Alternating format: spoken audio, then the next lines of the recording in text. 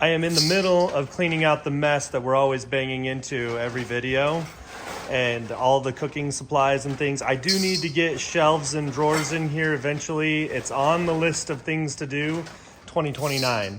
But we found some beans and Jamie's like, I'm gonna can them. I'm gonna can these beans right now. Yeah. So you start out by rinsing. So that's what she's doing here. I'm now putting the salt in. There's 1 cup of pinto beans and then 2 teaspoons of salt. The recipe I use actually calls for half a teaspoon, but I like to put enough salt in there that if I don't have seasoning when I open these, because there's an emergency, they don't taste gross. And then you just fill them up, leaving 1 inch of headspace with hot water. Our water comes out super hot from the tap. And then we'll pressure them at 15 pounds for an hour. The kitchen's starting to come together. And look, the kitchen's coming together. It was super blown up, and right in the middle of it, I got to can beans. Hey, I got it done, and now we're gonna have 14 meals. So, and beans are super cheap. They're an easy way to can. This canner is not cheap. I think that they sell for like $500 or $600 now. I paid $300 like 18, 19 years ago. It's been used a lot though. Yeah, it got dropped once. I only the handle like broke. this kind. I don't like the kind that have the seals that you have to replace. This is a metal on metal, and I always do like the opposite ones, so that way it tightens evenly. So this is under the cabinet. Eventually when I get drawers in here, this will all get put in drawers and we can make use of this space up here. I've got the stuff we use all the time up front. These baking trays get used quite a bit with the all-clad pans over here for cooking eggs and pancakes, things like that. And then the big cast iron stuff is back behind. All this stuff gets used fairly regularly. The pie stuff's kind of seasonal. We do lots of pies in the fall and winter time, but everything else pretty much gets used on a weekly basis, if not daily. Starting to get a little steam pop up, so I'm gonna drop this at 15 pounds. Once that raises to 15 pounds, we'll kind of watch. This is on high right now. We'll watch it to see what it's doing, making sure it's staying right there at 15. This will start jiggling when it's right there. And then we'll start the timer for an hour once it reaches pressure. All right, we have reached 15 pounds. The jiggler's going. I turned the heat down a little bit because we don't want that to go over 15 pounds really. So I'm gonna watch it for the next 5-10 minutes, see if it goes up or down, if I need to adjust the heat. And we'll be done in an hour. All right, we're here in the backyard at the shop. Over here in the cottage, we are getting ready to do the outside first because it's getting cooler. It's starting to rain a lot. By October, if we don't hustle, we're gonna have freezing and snow. So this is actually concrete here. And I'm thinking of pressure washing it. It's just got like a light coat of paint on there. It's not even very thick. And then we want to maybe either do a stucco or like a brick, you know, the brick tiles that you can get like all laid out in mesh. We have to do something here. Yeah, I got to frame out a window. If we do something up to the window, then it will hide the fact that it doesn't match. Yeah. And Zeb wants to go as high as that other window, but I don't really want to cut into this. Yeah, I see what you're saying. We can just do trim. Yeah, we could make the out. trim match. So we can pull this trim, bump this trim out. So we're gonna need to trim out here. This electrical isn't even attached. Like I cut it out in the ceiling a while ago. They just poked it through like the plaster here. This isn't even, or stucco, whatever this is. I think it's just plaster, maybe cement, but they just poked it through there and then plastered this in. So we gotta address this and get that airtight. There's a few things. This window is staying. This window was built by Ross. He was the one that did a lot of the work inside the shop. Look at that. Yeah, I gotta get in here with glazing. I sealed it up on the inside with like silicone, but it needs to be reglazed on the outside. Yeah, this is a custom built, one of a kind. Doesn't open, but it's got nice big views of the garden right here. Look at those sunflowers. They're like 9-10 feet tall. So the crazy thing is they're all the same. And look how short these ones are over here and the ones in the middle. So those ones right there, the chicken coop was like right there. And I think they're just eating it up. They're loving I it. bet you that's what it is. So I'm trying to figure out what was the difference. That's why this corn is also going crazy. Chicken manure is often too hot, but yeah, but that's like where the coop was. It's super condensed. Okay, so right here we've got right where the gas comes in. I love that it's like right here in the front. That's awesome that it's right there. I think sometime in like the 30s or 40s they built this addition onto this little building. This was the original part over here, and then this is cinder block, but I think the stucco, we pressure wash that, it'll stick pretty well to that. But we've got a gap here where it's not necessarily sealed up. Do you think we can like a little, I don't know. They're not reading that meter. It's all digital now. I don't think I've never seen them come by and read the meter. So we might be able to put a little something over there and hide it. You just need to have quick access to it if you need to turn it off. Stupid thing. It's gonna ruin my whole aesthetic.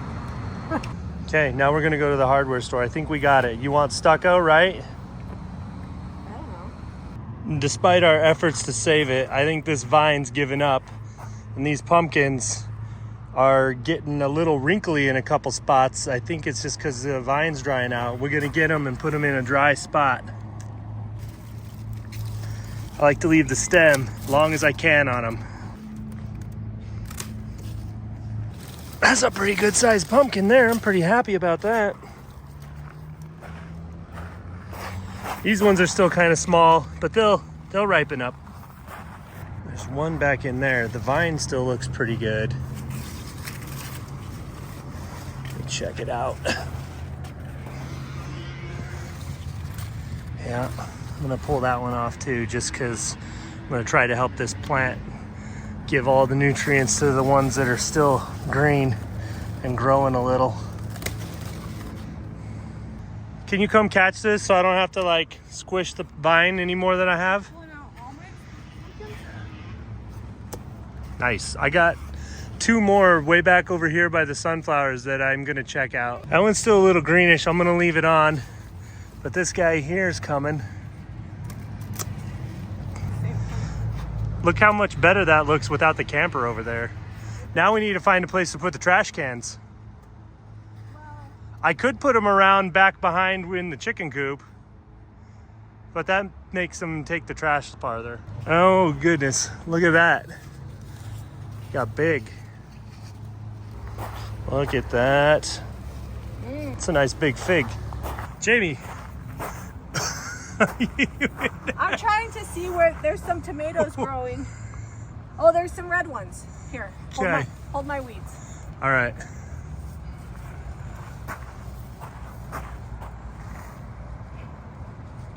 They're not like super red, but they'll. It's like a little fort. It's like a little fort down in there. They'll ripen and won't get split. Oh. There you go. I don't see any other ones. Oh, there's some big ones. Oh, there's a lot down here. There's a lot down on the bottom. Hiding in the shade. But my mom says clip all the tops off. So here, give me this. I'm gonna. Well, that's a lot. You just got to clip a little. No, we got a lot to clip. It's okay. Yeah, they are huge. I mean, they're almost as tall as you. Here. So these apples are super, super round. I don't even remember what variety they are. Do you? No. Oops. Okay. Just chuck them way out there. She'll go chase them. I know. I'm just. It's so heavy. Like, look at this. I don't know. You're better at this. Can you trim? I don't want to lose them, but like where there's 4, you need like 2, because otherwise. Here, Buttercup.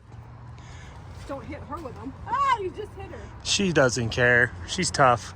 It looks like there's still corn growing when she hit the bottom. Buttercup's helping us mow this corn back here. Check out all those stalks. She just reaches over the fence and gets them. That's tasty, huh? You can have them. You can have all the corn you want. These are those like. I think that's all the bigger they're gonna get. Yeah, like they're just kind of long, spindly. Look at all these Anaheims. I know. Anaheim you can actually eat without. We need tomatoes now. I know. What are those, dragon rolls? Oh, These those are jalapenos. those are can get a little jalapenos. bigger. The dragon rolls are prolific. They don't get much bigger than this. They almost look like peppercini to me. Yeah, but they're not. They'll burn you up. But I've been putting them in the freezer so that way we can freeze dry them when we get a bunch. There's a bunch of dragon rolls back here too.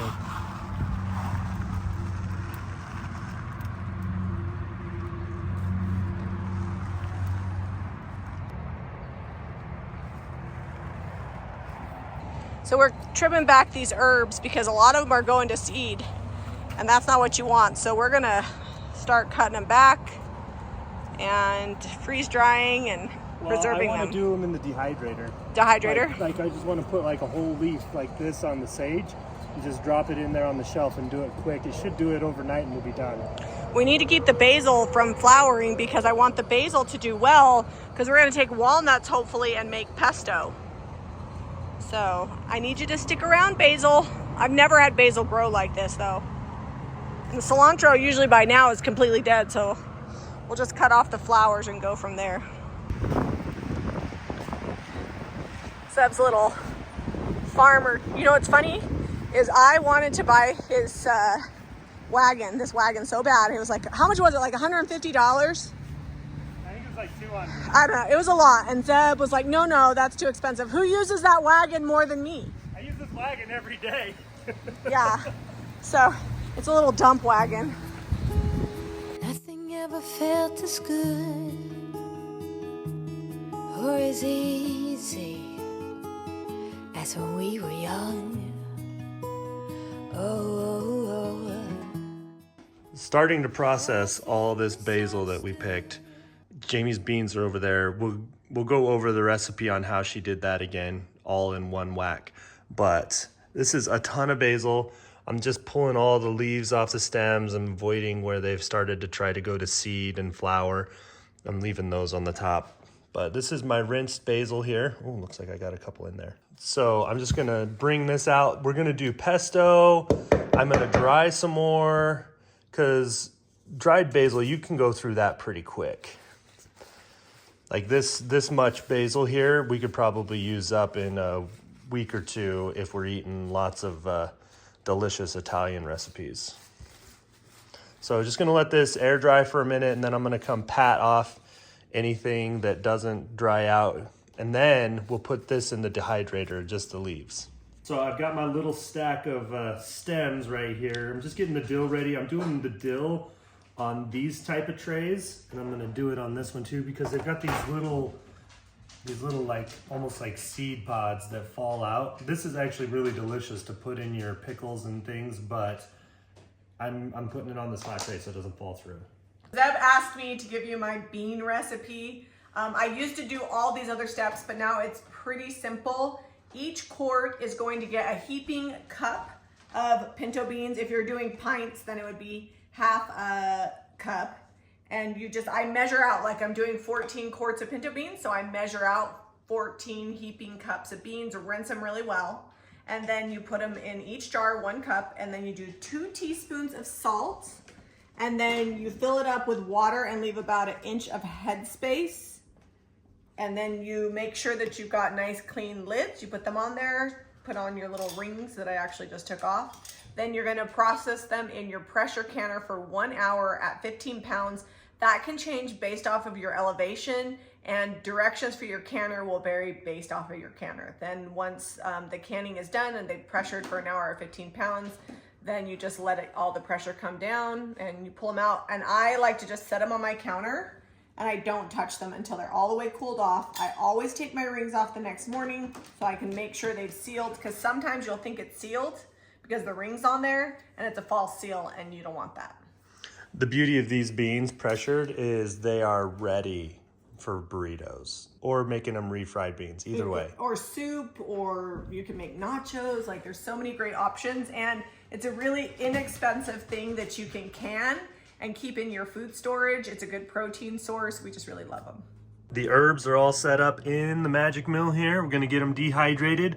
Setting on this, it's been a little more humid and raining, so I'm doing them for 4 hours at 95 degrees, and then we'll check them and see where they're at. You don't wanna cook the herbs, you just want them to be dried out. All right, so we're thinking of doing brick on this, on the bottom half. We wanna go all the way up, but that's like I would say that would probably cost us about $4,000 to $5,000. Fred, I'm trying to talk. $4,000 to $5,000 just to brick the front, and that blows the budget. Yeah, so go up to like the bottom of the window. That way, when we frame this all in, you can't see that it's different because there's no way we can recreate this. But yeah, because this is cement that they just kind of put this in. As it is, we're gonna have to fill this and stucco it, and it's not even like even. Yeah. My only concern is, I don't know, I'd probably have to, I don't know, because they got like a rounded, this is like mortar or caulk or something up in there. I don't know, part of me's like, just paint it and move on with my life. I hate to say that, but I'm just like, it's so janky. No, we need to kind of make a cohesive. We either need to do plaster on the whole thing, like a smooth plaster like the front of our house is, or do that brick. Now we can smooth plaster over whatever we put here with the wall. Will it be too boring? Not if you paint it cool. She wanted to initially paint this pink. I think with black trim and white, it'll look really classic. Let's get you the whole view. This is the cottage view right here. Minus those bricks will go away and it'll get swept. And hopefully the grass will grow in better over here and right here. It's growing in fine. The garden is trying to still look pretty. The cool nights are starting to change some of the leaves. It's at that point where it still produces, but it's not gonna look as great. So this is brick we originally bought for our house, which we could still finish that project. Yeah, we have enough to do the project for the entryway floor. For the mudroom. It's just called Brick Web, Old Mill Brick. Isn't it actually old brick that they like, Yeah, I think it's old they brick. mill it? I don't know, it might not be. They might be manufacturing it. Can you get enough view of what that would look like? I mean, would it look good? Yeah, it'd look amazing. But how many square feet do we need just to do the bottom? So it's about $110 for 8.75 square feet. That's expensive. What's wrong with people? Why is it gotta be so expensive? All the good stuff is. We're probably gonna have to make a lot of pasta to finish all this off. This is gonna be a lot of pesto. Oh, that's a lot. Frederick, is this gonna be worth Xbox time? Yeah. You think so? Oh, don't leave the long stems. Pinch them, because when we go to grind that up in the blender, that'll you won't want to eat the woody parts.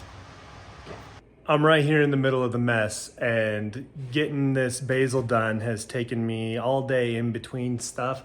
I would say probably about an hour and a half actual taking the leaves off. It takes quite a bit of leaves to make pesto, but I've been smelling it all day and I had to make some. So this is, I'll give you the recipe when we're all done here. This is my experiment. I didn't quite have all the ingredients I wanted, but I'm gonna spread this on some bread, toast it in the oven. I'm making pasta because I gotta have some Italian food after smelling it all day. All right, so what we have in here, this is 2 cups of basil leaves, half a cup of Parmesan grated cheese, 2 tablespoons of pistachios. Now, typically you're supposed to use pine nuts. I use pistachios because it's what I had here. 1/8 teaspoon of ground garlic. I didn't have cloves, 2 cloves if you don't have the 1/8 teaspoon. And then a half cup of olive oil. And that got it done. And it's actually super tasty. This is looking more like some funky avocado toast. All right, let's see if we can make some of our own sauce. I got the pesto. I threw some dried onions in there. And then I've got some 2022 tomatoes. We haven't had enough to can yet. So I'm gonna drop these in there. And then that's gonna go in the sauce. Also added some mozzarella on top of these. Those are gonna go in the oven in just a sec.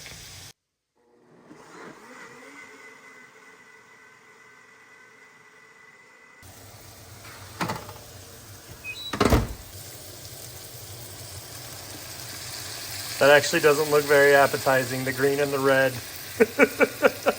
They combined to make brown. That's looking better. Now I just made a curry.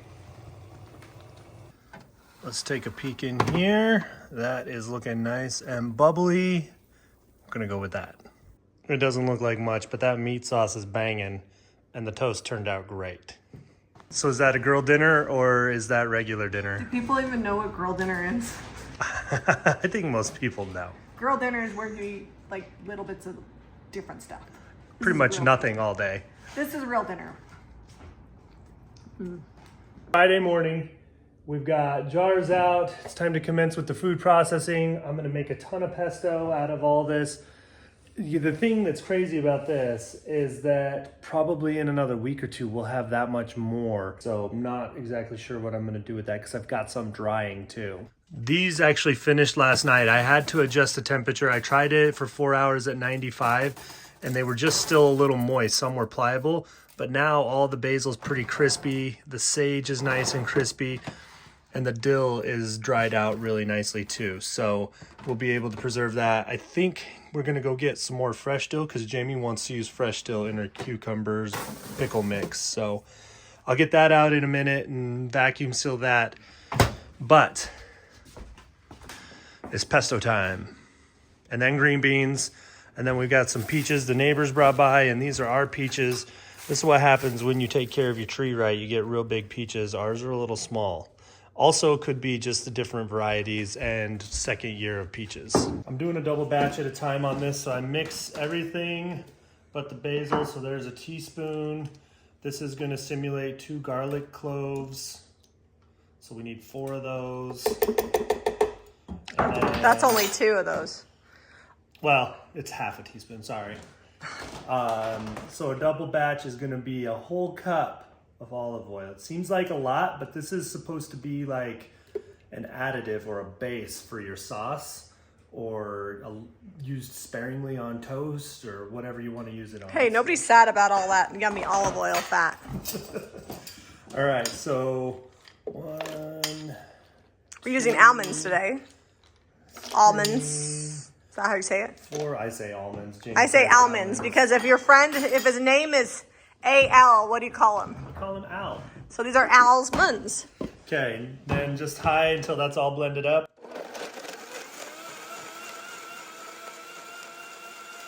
How long did it take us to get all this off the Between sticks, picking it stems. and taking the stems off, I want to say probably all the labor combined between the boys, you and me, in 3 hours, 2 to 3 hours. Yeah.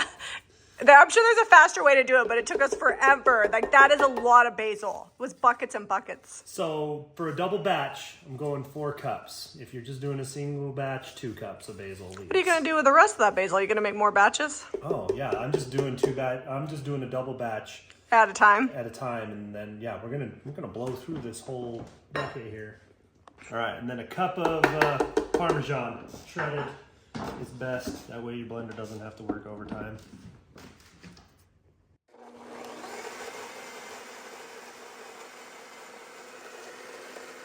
Okay, taste test to make sure my mix is right. Are you getting me responding to YouTube questions down here? Oh, you want to taste test it? Yep. It's good. So, I need some pizza. oh, pizza sauce. Yeah, that'd be good. All right, so you can freeze this for up to 12 months. A lot of people do them in like little cubes, like ice cubes, and use a little bit at a time and defrost a little bit at a time. But I'm just gonna freeze them in those. Because we can defrost it and use that in a couple of weeks. Yeah, our family is big enough. We'll blow through a lot. Yeah. You got through the like 50 times to fill that up. I need the cheater spoon. Okay. So while I am doing the pesto, Jamie is starting to get these peaches going, and we're just peeling them. They have some bad spots on them.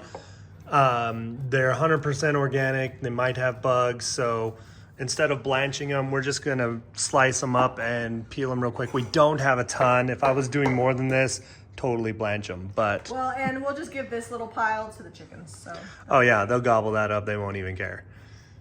Jamie's got the peaches all skinned up. It's a good thing I cut them. There were a few bad spots. All peeled, I guess that's what we would say, all You peeled. know what I figured out? If you quarter them and then you kind of lay them flat, you can fillet them like a fish. Nice. That And was then faster. this is honey, because I eat honey. I don't eat processed sugar, but I do honey and some coconut sugars, things like that. Not the refined sugar, because coconut sugar is processed. Coconut sugar has like a smoky taste, and so I like honey for And it makes your stuff really dark and not very pretty. So she just used about a pint of honey for 4 quarts of peaches. Well, it says a quarter cup of this to 1 quart of liquid. So how many quarts did you say you think this is? Like 4 or 5? So like probably a cup of pectin. So this is probably a 6-quart pan, maybe even 8-quart pan, and you're about half full, so. All right, well, I'm gonna do a cup of pectin then. Okay. We're guessing because she didn't measure the peaches out before. If you cook it until it thickens, the jam will thicken. It'll be fine. Yep. So It'll be really I sweet. also like to add like a teaspoon of salt. Will help punch up the flavor, but. Okay, so we canned what I'm going to guesstimate is about 5 quarts because these are all over the quart line. We didn't can them. Or not can them, I guess process them. They're about ready to go in the freezer. I am going to take some out and just put it in the fridge for use over the next few days. But we figured it out. The least expensive organic pesto you could buy is about $4 for 6 ounces. We've got about $110 worth of pesto here, and it costs us roughly $40 in olive oil, nuts, which we still have a lot of nuts, garlic, salt, cheese. So I feel like that's a good trade-off, and it's super organic. It was a little bit of effort, but it's very tasty, and now it's going to get me eating better because I'm motivated to eat this since I made it. All right, the water bath is happening, and then we're going to get this jam out of here. This is the peaches. We got this freezer set up downstairs, and in goes the pesto. You guys, I'm over here snapping beans, and Jamie just pulled this loaf of kamut bread out of the oven. It's still steaming, can still melt the butter, so hot. And I'm gonna have some of this peach jam we just made with that because we used honey in this. Yes, still on the glycemic level. Yes, still has some gluten in it, but so far on my Hashimoto's diet, this kind of stuff doesn't affect my numbers when I go in for my labs. Now, that said, I can't just go ham and eat that whole loaf and a whole jar of the jam. Otherwise, I mean, that's gonna spike my sugars and be way too many carbs in the day. I still eat pretty high protein diet, lots of greens, and I have the bread and the things like the jam, the sweets sparingly, but it's enough that I can have a treat every now and then, and I don't feel like I've got to be like, oh, just pigging out on like that whole loaf just to get, because that's what I used to do. I'd go off sugar for like a couple months at a time, like completely off of it, and the only thing I'd be eating was like a banana a day.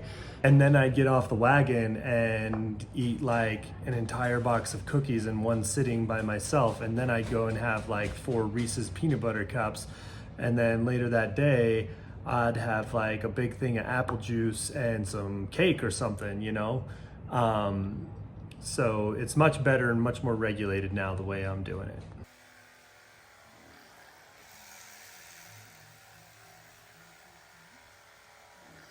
This is a bunch of the basil that did not fit in the pesto. We had more than we needed. So I'm just kind of munching it up. It just came out of the dehydrator. You could put it in a blender and really get it all kind of fine and powdery if you want. But I'm just going to kind of crunch these up.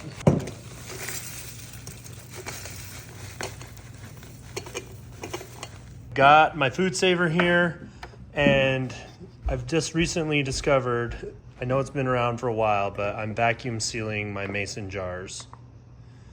So got my lid on there. This little thing's got a rubber gasket so it seals down nice over the top. And then this accessory plugs down right in here, and we vacuum.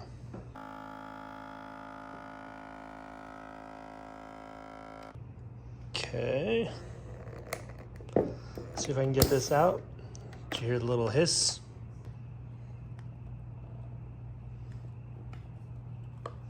All right, that's on there. I always go to butter my bread before the jam. It's habit, probably from toast when I was a kid. I feel like I always do the same thing even with biscuits. So I made Zeb bread, which I haven't made bread in months. And you made the jam. And I made jam. Oh, it's nice and thick with that honey. I think I might have put too much pectin in it. I don't know. It's like a cobbler mix. I'm putting it on there thick because this is like the one piece of bread I'm going to have all week. I will believe that when I see it. I don't make... Okay, I'll probably have 3 more pieces before I go to bed tonight, but it'll cost me tomorrow. I don't make bread that often because Zeb really does love it. All right. And it's with kamut, so he can have it. What does it taste like? That's really good. And the jam's on point too. It's not too sweet, but very peachy. It's peachy. It's just peachy. You're awfully cute for mortar work. I'm here for moral support. Okay, so we've got this is the mortar that we used on the rocks on the front porch at our house. Same mortar, it's held up really well. We've been through 2 winters, lots of freezing, 7 months of snow. And I'm just gonna come in here and instead of this spray foam, I'm gonna get out what I can that's kind of deteriorated. But I'm gonna put mortar in this crack and anywhere else that I can find places to put it and smooth it out as best we can here and kind of make the front of this look more flat. And then I believe the plan is for now so that we can get... Oh, we need to measure my French doors because I don't think you're ever going to put them on the front of the church. I can. But then we have to buy one.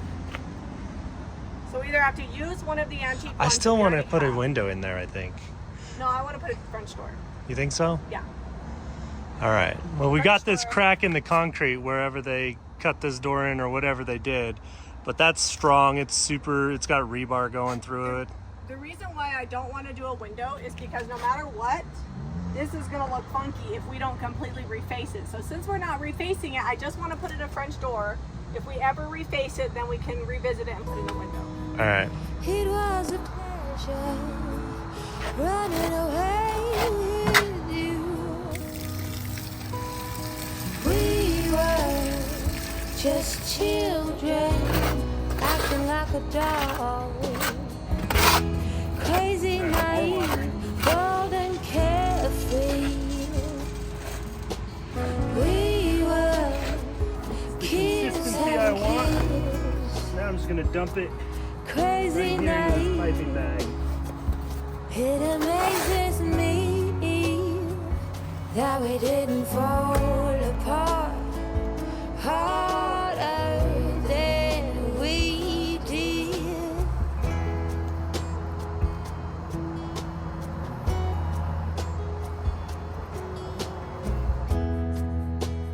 They keep us on speaking terms. We grow and we learn. I have no regrets, only forgets. Oh, a big thank you to life for giving us sand. But when the timing's right, there's no wasteland. Oh, we were just children acting like adults. Crazy, naive. All right, got that cleaned up around the door where all the mortar was missing and broken out and we had drafts and leaks and sunshine. Now I'm gonna wait for that to dry. I'll come back and I'll probably caulk it around the door so that I can get all the little cracks and everything and smooth it out real good. And then we'll paint it. Once it's painted, it's gonna look nice and cohesive. You won't have the dark white, lighter colors, all the different mortar. And then we gotta do some work around this window. I need to nail this trim in, do some more glazing around the window, fix a couple things, and then we'll go ahead and get this whole side of the building painted. I want to do the eaves. I'm thinking black to match the roof. I've already got this drip edge here that's black, so I think that'll just match nicely. And then we'll go ahead and get all the nails and everything, all this exterior wiring that had been done by the previous owners off of here. Oh look, that just pulls right out. And then we'll get it painted. Rex, Rex. Go get it, Cody. Go get it. Come here, buddy, come here. Oh, it's a good boy. You want it? You want it?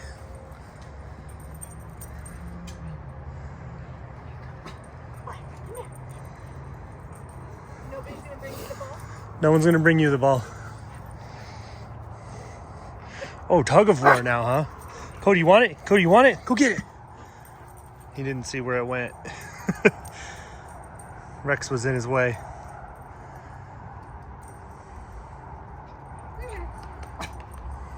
Oh, teasing me. As usual, more work than we can get done in a week.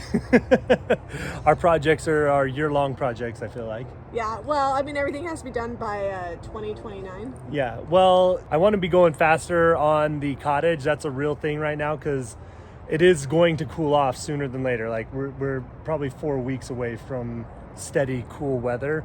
But I'm a bad influence because I'm always like, do you really need to do that today? Let's do this or let's do that or whatever. But eventually it will get done. We do have a ton more like canning, pickles to do. Planted that big old huge garden, and you know, if we don't do anything with it, it's just going to go to waste, and we can't let that happen. So we have to take care of it when it gets right. So hopefully next week, I'm hoping by end of week, we'll be painting the cottage.